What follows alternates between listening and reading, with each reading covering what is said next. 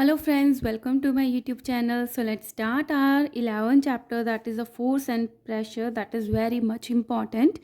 और अगर आप इन क्लासेस में अपने concepts इस फिज़िक्स चैप्टर में मतलब सॉल्व कर लेते हो तो बड़ी क्लासेस में आपको कोई प्रॉब्लम नहीं आती है। ठीक है, तो हम क्या पढ़ेंगे इस चैप्टर में? फोर्स और प्रेशर के बारे में। प्रेशर भी हमें लगता है कि कोई ना कोई प्रेशर पड़ रहा है ना, वेट है। और फोर्स के बारे में क्या जानते हो आप कि कोई ना कोई पुश है या पुल है, राइट। अभी तक हमें इतना पड़ा है। अब हम स्पेसिफिकली साइंटिफिक लैंग्वेज में पढ़ेंगे कि फोर्स क्या होता है, किन चीज़ों से फोर्स को हम मानते हैं कि फोर्स बढ़ रहा है या कम होता है, किस तरीके से हम कैलकुलेट करते हैं, और प्रेशर क्या होता है। So let's start, that is a concept of force. Look at the following situations. कुछ सिचुएशंस गिवन है। Moving a book placed on the table. एक बुक पड़ी हुई है, उसको आप पुश कर रहे हो, मूव कर रहे हो, ठीक है। ओपनिंग अ डोर, डोर को ओपन कर रहे हो। Lifting a bucket filled with water, एक बकेट को जो कि पानी से भरी हुई है उसको आप लिफ्ट कर रहे हो, उठा रहे हो। ओपनिंग अ ड्रॉर, जैसे टेबल के ड्रॉर होते हैं उसको आप ओपन कर रहे हो। किकिंग अ फुटबॉल, फुटबॉल को किक कर रहे हो। Hitting a ball with the bat, और बॉल को आप बैट से हिट कर रहे हो। What is a common in all the situations? तो इन सिचुएशंस में क्या चीज़ कॉमन है? In all these situations either a push और अ पुल इज इन्वॉल्व। या तो हम कोई ना कोई चीज़ पुश कर रहे हैं या फिर पुल कर रहे हैं। पुश होता है धक्का दे के दूर करना, और पुल होता है अपनी तरफ खींचना, ठीक है। To move the book we push it और पुल इट। अगर हमने किसी भी बुक को मूव करना है, अपनी जगह से हटाना है, या तो हम उसको पुश करेंगे, दूर करेंगे, या पुल करेंगे अपनी तरफ। Similarly to open the door, अगर आपको डोर को ओपन करना है, वी इधर पुश इट और पुल इट। और to kick the football we push it, है ना। और फुटबॉल को किक करने के लिए तो हमें पुश ही करना पड़ता है। सो टू मूव एन ऑब्जेक्ट, किसी ऑब्जेक्ट को मूव करने के लिए इधर अ पुश और पुल इज इन्वॉल्व। या तो पुल करना पड़ेगा या फिर पुश करना पड़ेगा। सो अ पुश और a pull of an object is called the force. ठीक है, तो किसी भी ऑब्जेक्ट को पुश करना या पुल करना, उसको हम क्या बोलते हैं? फोर्स बोलते हैं। तो किसी चीज़ को हम पुश कर रहे हैं या पुल कर रहे हैं, उसको क्या बोल रहे हैं? हम क्या लगा रहे हैं उस पर? ऑब्जेक्ट पे हम फोर्स लगा रहे हैं। So forces are due to interaction. अब ये फुटबॉल किक क्यों हुई है? क्योंकि आपकी लेग और फुटबॉल के बीच में इंटरैक्शन हुआ है, कुछ ना कुछ इंटरैक्ट किया है आपके फुट ने और बॉल से, है ना। दूर पड़ी तो मूव नहीं हो जाएगी। सिमिलरली ये गेट ओपन हुआ है, इट मीन्स इस गर्ल और इस जो डोर है उसमें कुछ ना कुछ इंटरैक्शन हुआ है, उसने हाथ से इसको खोला है। So forces are due to interaction, कि फोर्सेज जो होती है किसी ना किसी इंटरैक्शन की वजह से होती हैं। If a book is lying on a table it does not change its position on its own unless an external force is applied. तो अगर कोई बुक टेबल पे रखी है तो वो अपने आप कभी भी मूव नहीं करेगी अनलेस उस पर कोई ना कोई एक्सटर्नल बाहर से कोई फोर्स अप्लाई ना किया हो, ठीक है। सो किसी भी चीज़ को, बुक को मूव करने के लिए उस पर फोर्स लगाना ज़रूरी है। To bring the book in motion, अगर हमने बुक को मूव करना है, वी हैव टू इंटरेक्ट, हमें इंटरेक्ट करना पड़ेगा, मतलब टच करना पड़ेगा। दिवाली है, सो आप पटाखे भी सुन रहे होगे, है ना। हैप्पी दिवाली। चलो पढ़ाई भी करते हैं। To bring the book in motion we have to interact touch with the book इधर बाय पुलिंग और पुशिंग इट। तो हमें बुक को मूव करने के लिए क्या करना पड़ेगा? या तो पुश करना पड़ेगा या पुल करना पड़ेगा। That is applying force to move it. It means हम उस पर फोर्स लगा रहे हैं उसको मूव करने के लिए। So we may conclude that, तो हमें क्या समझ में आता है? विदाउट एन इंटरेक्शन, बिना टच के, बिना इंटरेक्शन के, the force can not be applied, कि फोर्स जो है वो लगता ही नहीं है टू चेंज इट्स स्टेट। जो बुक है वो वहीं की वहीं खड़ी रहेगी, रखी रहेगी। जो बॉल है वो वहीं ग्राउंड पे रखी रहेगी जब तक उस पर कोई फोर्स नहीं लगेगा, जब तक कि कोई इंटरेक्शन नहीं होगा। तो ये हमने एक चीज़ सीख ली कि फोर्स कब लगता है? जब दोनों चीज़ों के बीच में इंटरेक्शन होता है। The interaction may be either by our efforts or by other object in contact. तो बहुत इंपॉर्टेंट है, मतलब इंटरेक्शन कैसे होगा? या तो डायरेक्टली मैंने इस बॉल को अपने पैर से किक कर दिया तो डायरेक्ट हो गया कॉन्टैक्ट। इनडायरेक्ट क्या होगा? मैं इस बॉल को जो मैंने हाथ में बैट पकड़ा हुआ है उससे किक करूं, तो मैंने कोई ऑब्जेक्ट अपने हाथ में लिया है, उसको टच कर रहे हैं हम, बॉल से, दूसरे ऑब्जेक्ट से. So the interaction may be either by our efforts directly or by other object in contact. और कोई ऑब्जेक्ट जैसे कि बैट है और वो हमारे कॉन्टैक्ट में है. अंडरस्टूड. सो आगे क्या है, इफेक्ट्स ऑफ फोर्स. अब फोर्स लगता है तो क्या चेंजेस आते हैं, क्या इफेक्ट्स होते हैं. Number 1, force can cause motion in a stationary object at rest. कोई भी ऑब्जेक्ट, कोई भी चीज़ जो कि रेस्ट पर है, रेस्ट पर मतलब है उसमें कोई मूवमेंट नहीं हो रही है, कोई मोशन नहीं है, अपनी जगह पर है, तो force can cause motion. Stationary मतलब अगर कोई रुकी हुई चीज़ है उस पर फोर्स लगाने पर वो मूव करती है.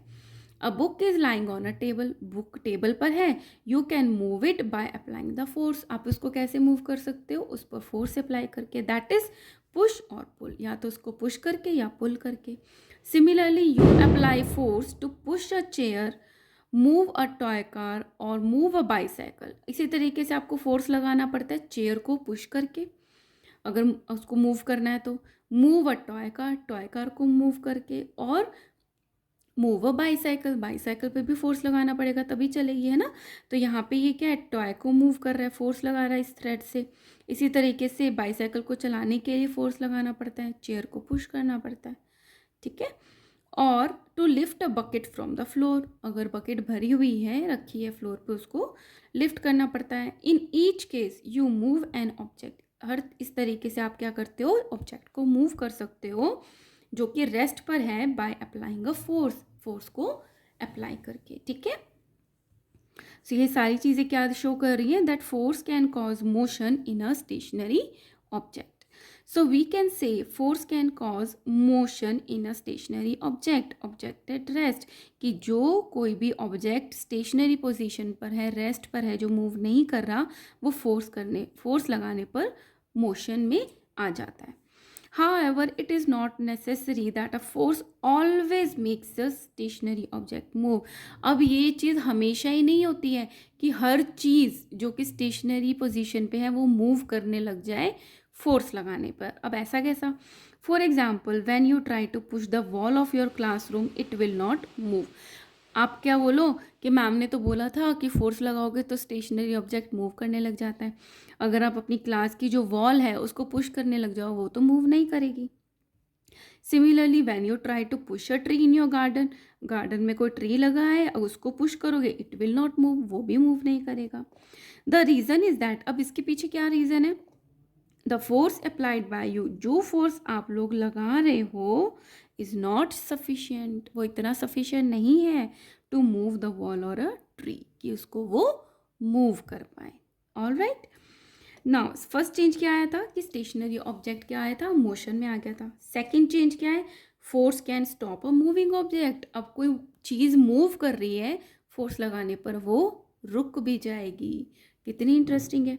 When a football player kicks the football towards the goal, the goalkeeper apply force to stop the ball.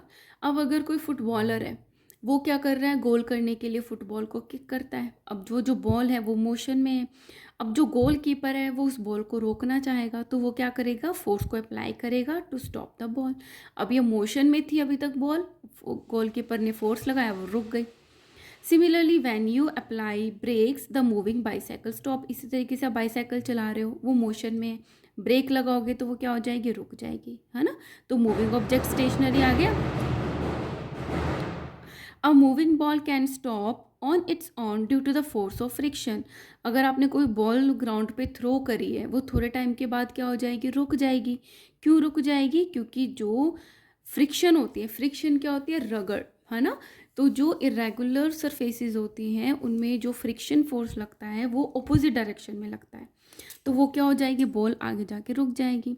A moving ball can stop or come to rest when you apply force with your hand.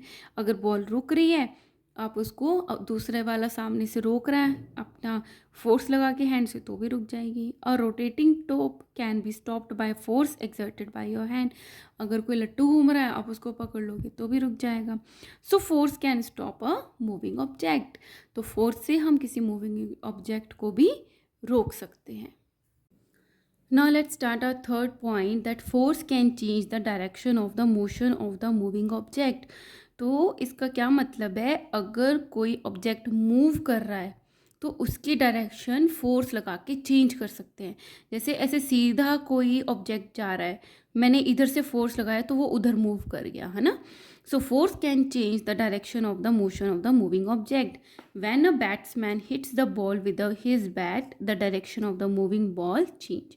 तो जैसे bowler ने bowling करी, ball आई batsman के पास, तो जो batsman है वो bat से हिट करके उस बॉल की जो डायरेक्शन है वो चेंज कर सकता है। Similarly when a tennis player returns a service, he or she uses the force to change the direction of the ball. इसी तरीके से जब टेनिस प्लेयर भी बॉल की डायरेक्शन को चेंज कर सकते हैं, ये इससे मूवमेंट करके आए, ये हिट करेगी तो इसकी डायरेक्शन चेंज हो जाएगी। So the force can change the direction of the motion of the moving object. Understood. Now fourth point is force can change the speed of a moving object. अब कोई moving object है, कोई चीज़ ऐसे move कर रही है, ठीक है, धीरे धीरे धीरे धीरे, हम उसको फोर्स लगाएं तो वो क्या जल्दी जल्दी मूव करने लग जाएगी ना, ज़्यादा स्पीड से। सो फोर्स से जो ऑब्जेक्ट की स्पीड है वो चेंज हो सकती है, बढ़ भी सकती है, कम भी हो सकती है। When a person pushes a moving swim, it moves faster. अब आप कोई बच्चा है, बैठा है, खुद ही मूव कर रहा है, तो उसकी स्पीड कम होती है, और अगर कोई पीछे से आके उसको पुश कर दे तो स्पीड बढ़ जाती है ना। And when he pulls the swing to the opposite direction, और अगर वो ऑपोजिट डायरेक्शन से उसको खींचता है अपनी तरफ, इट स्लो डाउन, उसकी जो स्पीड है वो कम हो जाती है। Similarly when more force is applied on the pedal of the cyclist, speed of the cycle increase. Force ज़्यादा लगाते हैं पैडल पे, जल्दी जल्दी घुमाते हैं, तो क्या होता है, साइकिल की स्पीड बढ़ जाती है। So force can change the speed of a moving object. इससे फोर्स क्या करता है, जो ऑब्जेक्ट की स्पीड है उसको चेंज कर सकता है। Fifth is force can change the shape and the size of an object. किसी फोर्स से किसी ऑब्जेक्ट की साइज और शेप भी चेंज हो सकती है। When you fold a piece of a paper or the cloth or knead a floor or squeeze a tube of paint or the toothpaste, you can apply force to change the shape and the size of the object. तो जब आप paper को move कर रहे हो उसकी shape change हो रही है, आटा लगा रहे हो जब उसकी शेप चेंज हो रही है, इसी तरीके से पेस्ट पे फोर्स अप्लाई करते हो तो उसकी शेप चेंज हो जाती है ना। तो फोर्स लगाने पे उसकी साइज भी में भी फ़र्क पड़ता है और शेप में भी फ़र्क पड़ता है। So force can change the shape and the size of an object. Okay, so here are the things that force can do. क्या क्या चेंजेस लाती है फोर्स, वो हमने यहाँ पे स्टडी कर लिया। नाउ अब हमने क्या देखना है, यूनिट क्या है फोर्स की। यूनिट का मतलब होता है जैसे कोई चीज़ है जिसका हमने वज़न देखना है तो उसको हम किलोग्राम में देखते हैं, है ना। और अगर हमने किसी चीज़ की लंबाई है तो उसको हम मीटर, किलोमीटर, सेंटीमीटर इसमें देखते हैं। तो हम अभी बात करने वाले हैं कि फोर्स को किस में मेजर करते हैं, यूनिट क्या है फोर्स की। So the SI unit, SI होता है स्टैंडर्ड इंटरनेशनल, जो कि इंटरनेशनली वैलिड है। स्टैंडर्ड यूनिट है फोर्स की इज अ न्यूटन। कौन सी है इसकी unit, newton. It is donated by the letter N. कैसे डोनेट करते हैं, कैपिटल एन से। So to feel how much force 1 newton is, अगर हम फील करना चाहें कि 1 न्यूटन कितना फोर्स लगाता है तो हम कैसे पता लगा सकते हैं।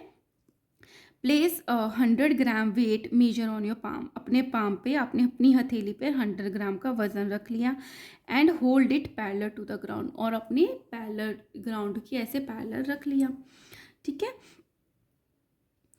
The force exerted by the 100 gram weight on your palm is nearly 1 Newton. तो ये जो 100 ग्राम का वेट है जो आपके पाम पे वेट दे रहा है उसको हम बोल देते हैं वो कितना वजन दे रहा है, 1 न्यूटन का, ठीक है। इतना फोर्स वो एक्सर्ट कर रहा है 1 न्यूटन का। Similarly when you place a 200 gram weight on your palm, अगर आपने इसकी जगह 200 ग्राम रख लिया तो वो कितना न्यूटन फोर्स होएगा, 2 न्यूटन, ठीक है। That is nearly 2 Newton.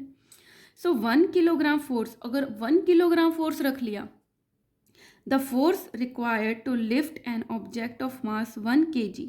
तो अगर आपने 1 किलोग्राम का फोर्स रख लिया, the force required to lift an object, तो इस ऑब्जेक्ट को उठाने के लिए आपको कितना फोर्स लगाना पड़ेगा, वर्टिकली, वर्टिकली मतलब 90 डिग्री पे upwards, it's called the 1 kilogram force. कि आपको कितना फोर्स लगाना पड़ रहा है, 1 kilogram. It is donated as kgf, kilogram force. तो 1 किलोग्राम जो फोर्स होता है जो 1 किलो पे लगता है दैट इज़ अ 9.8 न्यूटन, अप्रॉक्सली हम उसको 10 न्यूटन बोल लेते हैं। तो 1 kg का जो वेट है वो कितना फोर्स देता है, 10 न्यूटन, ठीक है, या फिर 9.8 newton. So 1 kilogram force is equal to 9.8 Newton.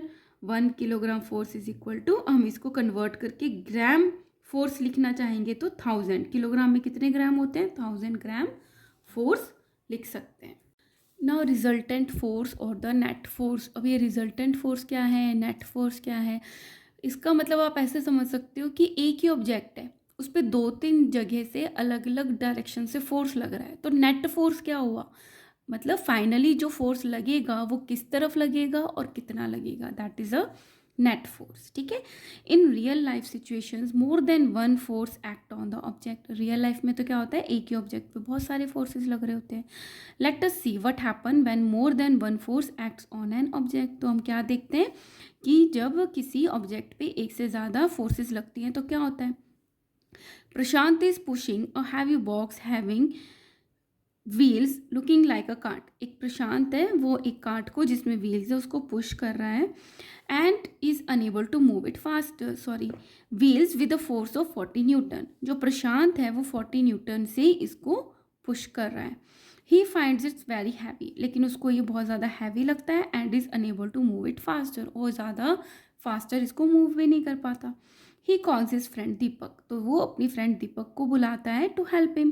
Deepak applies a force of 50 newton. Deepak कितना फोर्स अप्लाई करता है, 50 न्यूटन का, अलॉन्ग विथ प्रशांत। मतलब प्रशांत जो था वो 40 न्यूटन तो उस पर फोर्स लगा ही रहा था, एडिशनली जो दीपक है वो 50 न्यूटन का फोर्स और लगा लिया।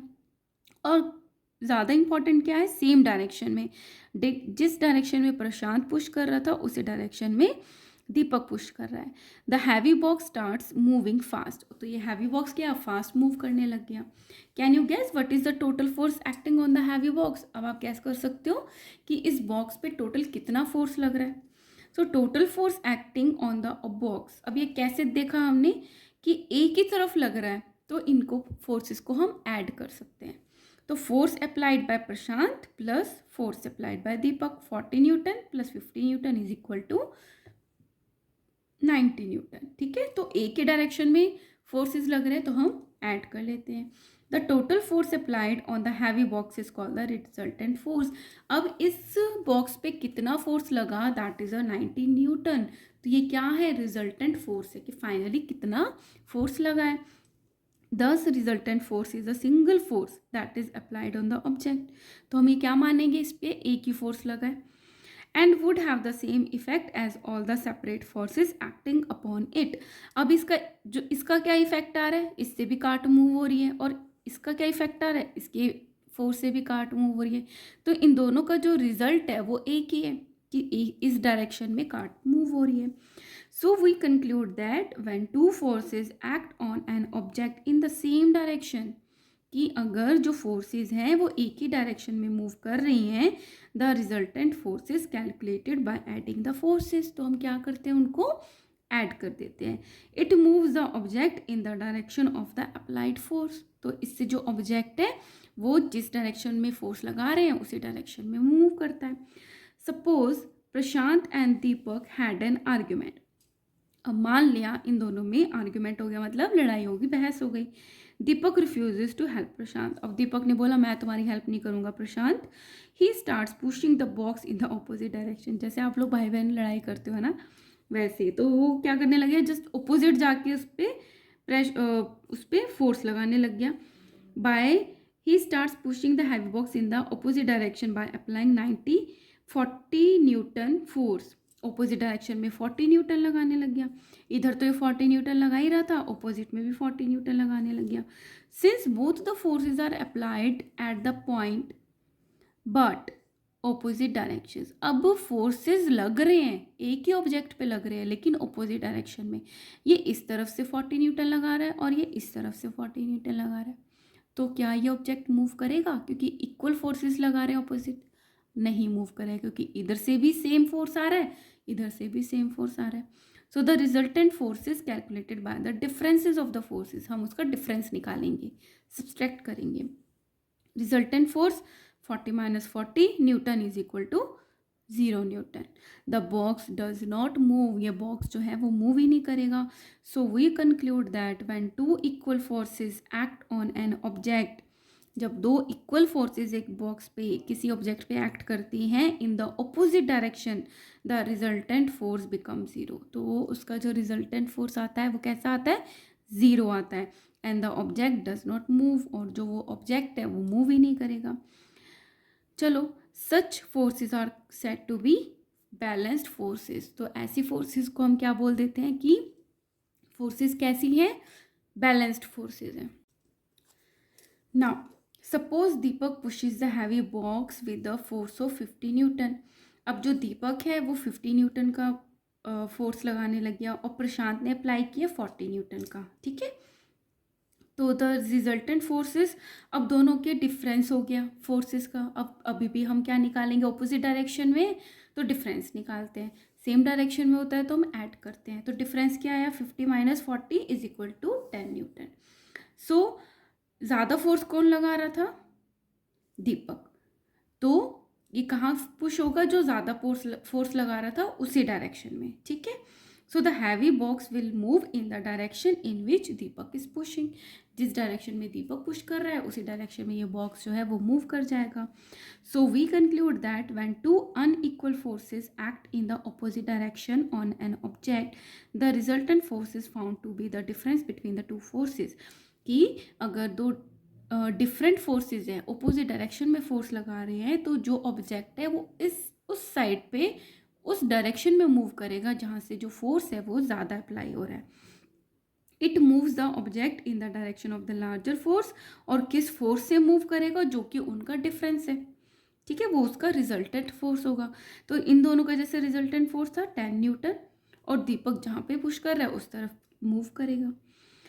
So have you ever seen a time of tug of war. आपने ये गेम देखी होगी जिसमें एक रस्सी होती है, उसको खींचना होता है, उसका नाम होता है tug of war. In this game two teams pull the rope in opposite directions. इसमें जैसे ये 3 लोगों की टीम है, इधर भी 3 लोगों की, ये अपनी तरफ मूव करते हैं, ये अपनी तरफ. तो इसमें भी डायरेक्शन ऑपोजिट हो गई ना.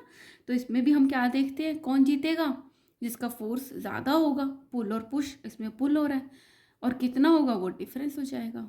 ठीक है, member of the teams try to pull the rope in their own direction. हर कोई अपनी डायरेक्शन में टग ऑफ वॉर में उसको पुल करता है. Sometimes the rope simply does not move. कभी कभी तो जो रोप है वो सिंपली मूव नहीं करती. This is when both the teams pull the rope in their own direction with the equal force. अब जो रोप है वो बिल्कुल भी मूव नहीं करेगी. कब नहीं करेगी, अगर दोनों जो टीम्स हैं वो सेम फोर्स से पुल कर रहे हैं उस रोप को. The team that pulls harder, जो ज़्यादा हार्डली ज़्यादा फोर्स से पुल करेगी, that is apply a larger force. जिसने ज़्यादा फोर्स अप्लाई किया फाइनली विन्स द गेम, वो गेम को जीत जाएगी. Such forces are said to be unbalanced forces. Balanced forces हमने क्या पढ़ा था, जब अपोजिट डायरेक्शन में सेम फोर्स अप्लाई होता है. अनबैलेंस्ड क्या होगी, जब दोनों तरफ से अनइक्वल अलग अलग फोर्सेस अप्लाई होता है. The unbalanced forces can move the object at rest. अब अनबैलेंस फोर्स से ही जो ऑब्जेक्ट है वो मूव करता है जो कि रेस्ट पर था. Bring the moving object as rest, या फिर जो मूव कर रहा है उसको रोक देगा. And change the direction of the motion of the moving object, या फिर डायरेक्शन भी चेंज कर सकता है जो कि ऑब्जेक्ट मूव कर रहा है. ठीक है, होपफुली आप इसको अच्छे से समझ गए होंगे.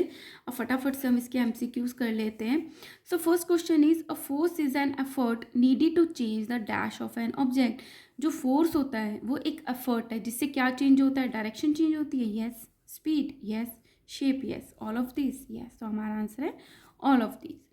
Squeezing the toothpaste can change. जब हम टूथपेस्ट को स्क्वीज करते हैं तो क्या चेंज होती है, direction. Speed. Shape and size, yes. Colour भी चेंज नहीं होता, टूथपेस्ट का कलर तो सेम ही रहता है.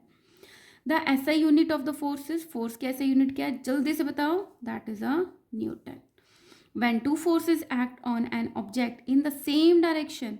अगर दो फोर्सेस एक ऑब्जेक्ट पे सेम डायरेक्शन पे एक्ट कर रहे हैं, the resultant force is calculated by adding. Same direction, adding.